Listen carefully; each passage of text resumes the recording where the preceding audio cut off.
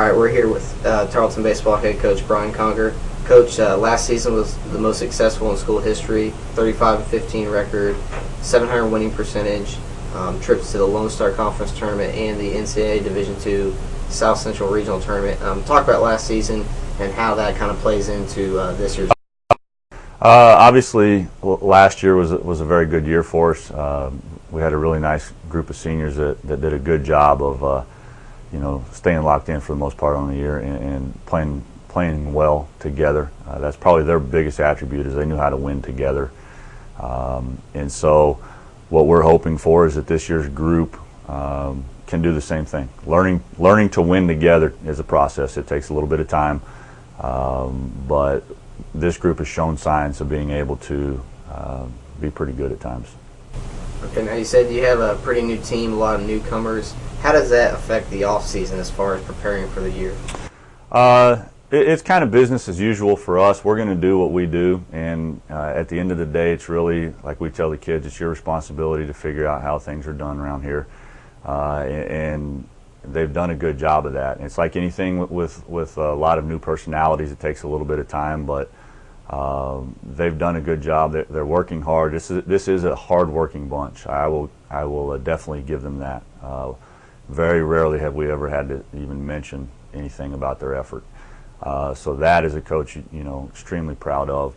And then it's just going to take a little time for them to play together and get where they're capable of going. But it's an athletic group. It's definitely the fastest team we've had since we've been here, which I'm looking forward to. It'll allow us to do some things offensively that we've been trying to recruit to over the last couple of years. Okay, now where are you at in as far as the season's progressing? Are you guys ready to go? Are you still working on things, or where are you guys at right now?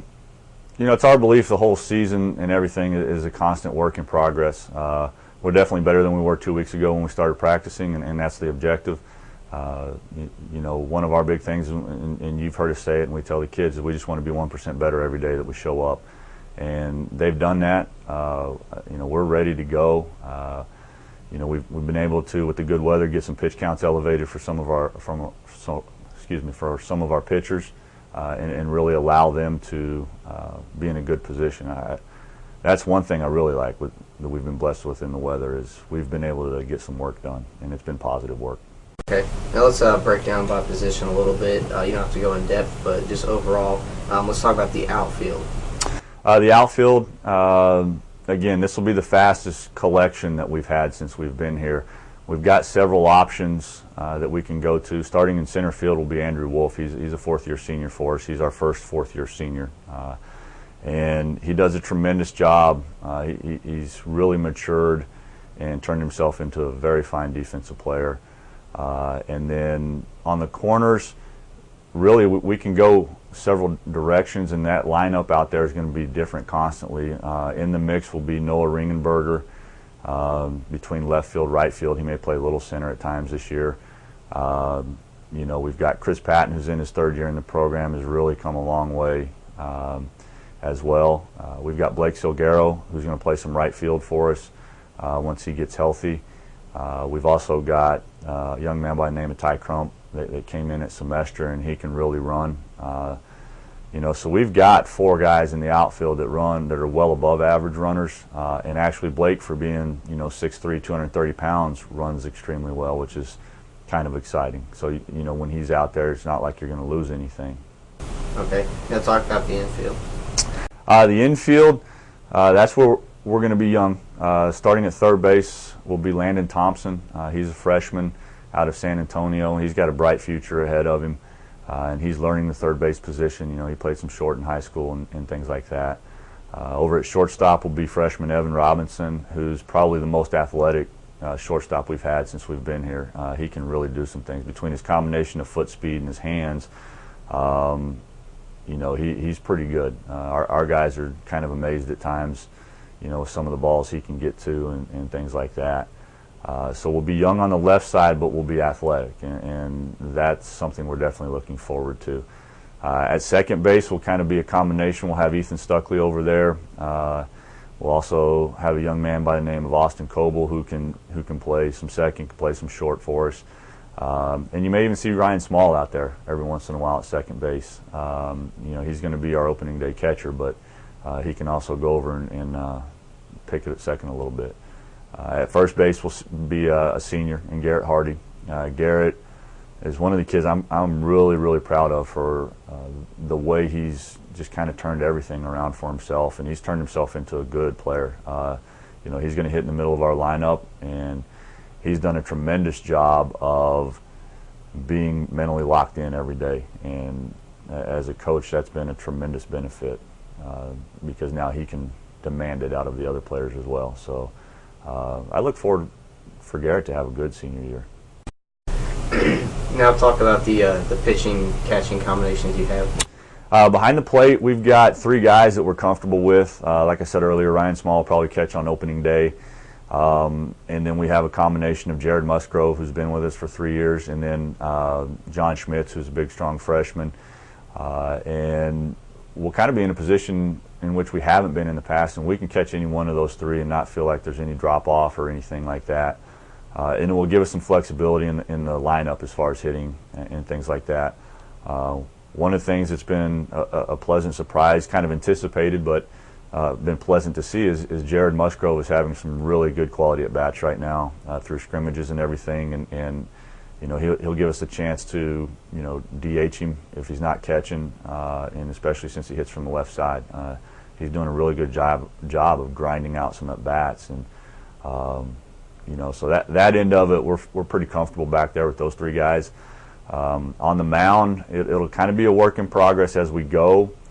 Because some of the transfers that we have are, just now getting to the point from some of their injury issues where they're getting ready to be where they can go, if you will. But at the same time, I think once all is said and done, this will probably be the deepest and most talented staff we've had since we've been here, top to bottom. We'll be able to do some things, and like you and I have talked about before, I think we'll be able to mix a little bit better than we have in the past. We've got guys that have got good quality secondary stuff that they can throw. And it'll allow us to take a little bit different approach, on the mound, and I'm looking forward to that because it will allow us against some better competition to adjust on the fly a little quicker, if you will. Sounds like you have a lot of options defensively. Are you going to have that same luxury as far as the lineup goes for hitting? Yeah, we're going to have some things we can do, and especially once we get healthy. I mean, right now we've got Blake Silguero's out for a little bit with a pulled hamstring. And Ethan Stuckley is nursing a sore quad. So, realistically, this opening weekend, we may not have our 3-4 hole hitters, but we're not going to worry about that. Once those 2 guys get back and healthy, yeah, we'll be able to change the lineup up a little bit more than we have in the past and put guys in different positions.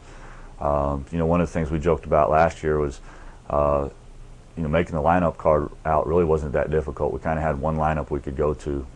And this year, we'll have a couple different options on things we can look at and put out there and not lose anything. And we'll be able to have a speed lineup out there, we'll be able to have a defensive lineup, and we'll be able to have an offensive lineup, and that's something we're really looking forward to. Now, talk about some expectations and goals. I know last year, it was maybe not a surprise to you, but a surprise to some that everybody was kind of able to rebound and pick up some big early season wins over some ranked teams. You've got another tough schedule. You got some games at Southern Arkansas. You've got the Texas Permian Basin tournament, and the conference, Lone Star Conference, is once again really strong. So talk about some expectations for the year.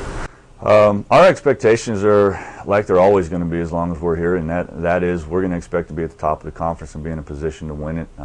We had some opportunities last year, and we feel like we'll have some opportunities this year as well. The big key, again, will be as this group learns to win together and their ability to stay focused in the present moment and stay locked into the task at hand. And that's a learning process. That takes a little bit of time to not get too high and not get too low. But the expectations really, we don't talk about too much as far as this is where we're going to finish or this is this and that. We really just kind of try to lock in on each day and be as good as we are capable of being day by day and build off of that and let everything else, we let other people talk about that stuff and worry about it. And our biggest focus literally is, I've told you 100 times, we'll practice today, and that's the only thing we're concerned with is having the best practice we can have. The kids did a great job in the weight room this morning, and they're getting there where they're understanding that mental end of it is be completely into the task at hand. Nothing else matters from there. Okay. Now, just to backtrack a little bit, we'll throw these guys in there. We'll go back and put it in. Okay. Talk about your coaching staff that you put together. You got a couple of new faces, a couple of old faces. Talk about what those guys do for this program. Man, I'm very, very fortunate. We've got a new assistant coach in Bobby Siegel who came to us from Iowa Western, which is one of the top junior college programs in the country, and he's done a tremendous job. He was a catcher at the University of Indiana. I know that kind of riles you up being a Boilermaker, but he's done a great job, and he's really done a tremendous job with us at the plate. I think we're going to be more productive in some situations this year than we have in the past. And so I'm looking forward to hopefully him staying around for a while because he's done a tremendous job. We've also got Cale Thompson, who's working with our outfielders and helping Bobby with the hitters, and he's new to our program as well. He played at Howard Payne. He's a local guy from Stephenville, and he's done a great job of getting acclimated into the way we do things and what's expected.